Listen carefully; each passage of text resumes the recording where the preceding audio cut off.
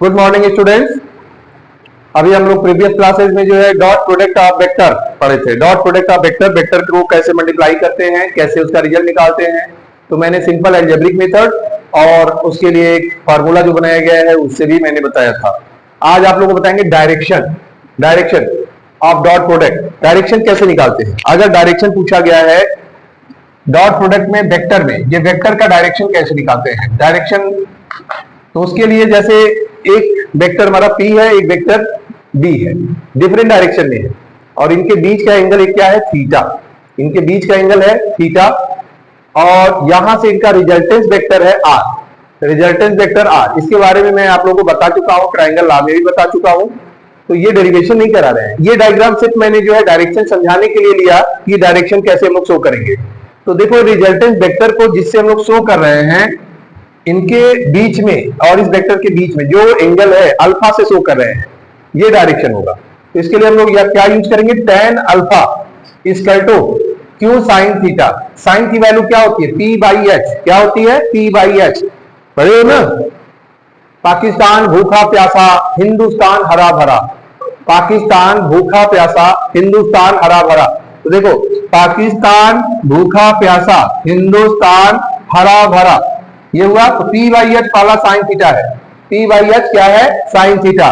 तो P हमारा ये है और H मतलब रिजल्टेंस जो दिखा रहा है रिजल्ट और परपेंडिकुलर के बीच में जो रिलेशन होगा वो साइन थीटा होगा। तो यहाँ Q sine theta upon P, ये P vector plus Q cos theta. अब कॉस थीटा में क्या होता है, B/H बेस बाई हाइपोटेनस। अब इसमें बेस आ गया, देखो ये बेस क्या है, OA, तो यहाँ पर P हो गया।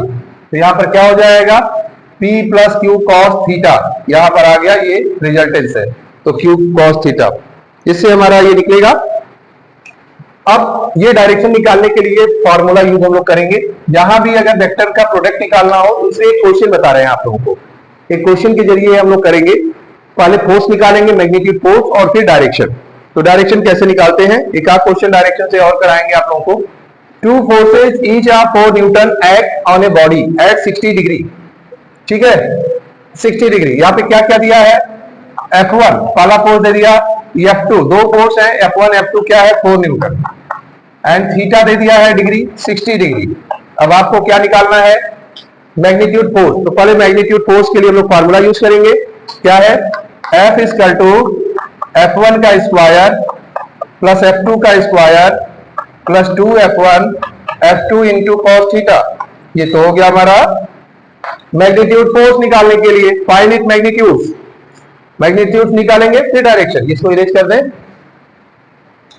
अब वैल्यू हमारा क्या हो जाएगा, F1 क्या है, 4 का स्क्वायर, F2 4 का स्क्वायर, 2 इंटू 4 और cos theta cos 60 degree. Cos 60 की वैल्यू क्या होती है, 1/2। यहाँ 1/2 रखेंगे। 4 का स्क्वायर 16, 4 का स्क्वायर 16, यहाँ 4 का स्क्वायर 16, 2 इंटू 16 और cos 60 की वैल्यू 1/2 होती है। अब इस 2 से ये 2 कैंसिल, 16 16 16 48 को ऐसे भी लिख सकते हैं 16 इंटू 3 और 16 परफेक्ट स्क्वायर है 4 का, तो इससे 4 ऑब्टेन कर लेंगे। 4√3 न्यूटन, ये हमारा फोर्स निकल गया, 4√3 न्यूटन, ये हमारा फोर्स निकला है। अब हम लोग क्या निकालेंगे, डायरेक्शन। कैसे डायरेक्शन निकालेंगे, यहां पर देखो बता रहे हैं। डायरेक्शन के लिए हम लोग फॉर्मूला यूज करेंगे डायरेक्शन में, tan alpha equal to F1 into sine theta. यहां पर क्या यूज करेंगे, यहां हमारा जो है फर्स्ट F1 है, जैसे F1 इंटू साइन थीटा और नीचे F1 plus F2 cos theta, F2 cos theta. तो यहां पर ये निकल जाएगा। ठीक है,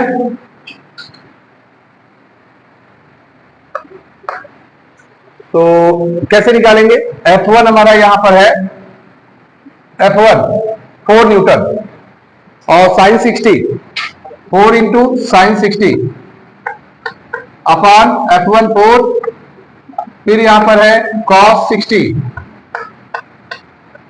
F2 cos 60, F2 क्या है 4 इंटू cos 60। तो 4 साइन 60 की वैल्यू क्या होती है, साइन 60 की वैल्यू होती है √3/2, √3/2 तो यहाँ √3/2 लगा लेंगे, √3/2 अपान 4 + 4 cos 60 की 1/2।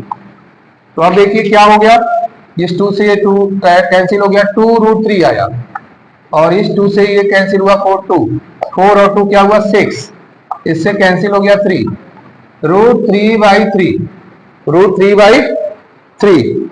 अगर डेसिमल में निकालेंगे √3 की वैल्यू तो क्या होती है 1.732 अपान 3।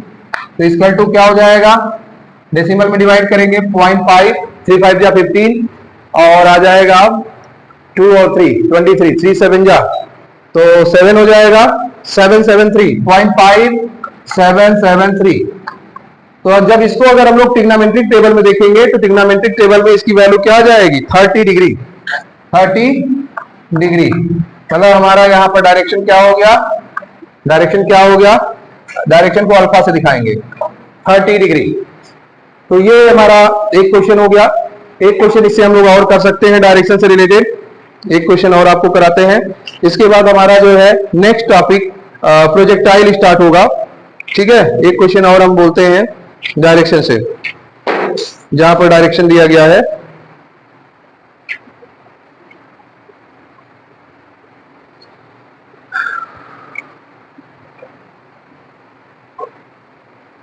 डॉट प्रोडक्ट में डायरेक्शन। अब इसको इरेज कर रहे हैं, आप लोग स्क्रीनशॉट ले लीजिए। तो एक क्वेश्चन डॉट प्रोडक्ट से बता रहे हैं।